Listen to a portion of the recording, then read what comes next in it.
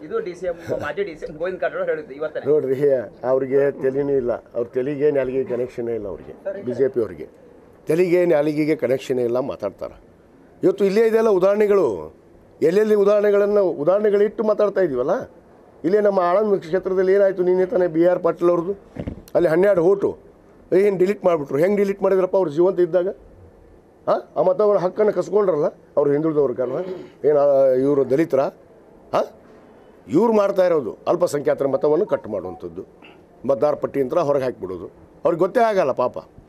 ಇಲ್ಲಿ ಆಗಿದಾವೆ ಭಾಳಷ್ಟು ಬರ್ತಾವೆ ಬೆಳಕಿಗೆ ಬರ್ತಾವೆ ಇನ್ನೂ ಹಂತವಾಗಿ ಬೆಳಕಿಗೆ ಬರ್ತಾವೆ ನಿರ್ಧಾರ ಮಾಡೋದಕ್ಕೆ ಇವತ್ತು ನಮ್ಮ ಅಖಿಲ ಭಾರತ ಲಿಂಗಾಯತ ಪಂಚಮಸಾಲಿ ಮಹಾಸಭೆ ಒಂದು ಸಭೆಯನ್ನು ಕರೆದಿದ್ದೀವಿ ನಮ್ಮ ಹಿರಿಯರಾದಂಥ ಗೌರವ ಅಧ್ಯಕ್ಷರಾದಂಥ ಪ್ರಬನ್ನ ಹುಣ್ಚಿಕಟ್ಟಿಯವರು ನಮ್ಮ ಪ್ರಧಾನ ಕಾರ್ಯದರ್ಶಿಗಳು ಹಿರಿಯರಾದಂಥ ನೀಲಕಂಠ ಅಸೂಟಿ ಸಾಹೇಬರು ಮತ್ತು ನಮ್ಮ ಮಲ್ಲಾಪುರ ಅವರು ಅನೇಕ ನಮ್ಮ ಸಮುದಾಯದ ಧರ್ಮದರ್ಶಿಗಳು ಮತ್ತು ಎಲ್ಲ ಹಿರಿಯರು ಬಂದಿದ್ದೀವಿ ಇವತ್ತು ನಮ್ಮ ಜಿಲ್ಲಾಧ್ಯಕ್ಷರು ಬಂದಿದ್ದಾರೆ ಅನೇಕ ರಾಜ್ಯ ನಮ್ಮ ಪದಾಧಿಕಾರಿಗಳು ಬಂದಿದ್ದಾರೆ ಅವ್ರ ಜೊತೆ ಚರ್ಚೆ ಮಾಡ್ತೀವಿ ಯಾವ ರೀತಿ ನಾವು ನಿರ್ಧಾರ ತೆಗೆದುಕೊಳ್ಬೇಕು ಅನ್ನೋದು ಆ ನಿರ್ಧಾರವನ್ನು ತೆಗೆದುಕೊಳ್ತೀವಿ ನಮ್ಮದು ಅಂತಿಮ ಅವರವ್ರಿಗೆ ಅವರವರ ಭಾವಕ್ಕೆ ಅವರವರ ಭಗತಿಗೆ ಅಂತ ಹೇಳ್ಬಿಟ್ರೆ ಬಸವಣ್ಣ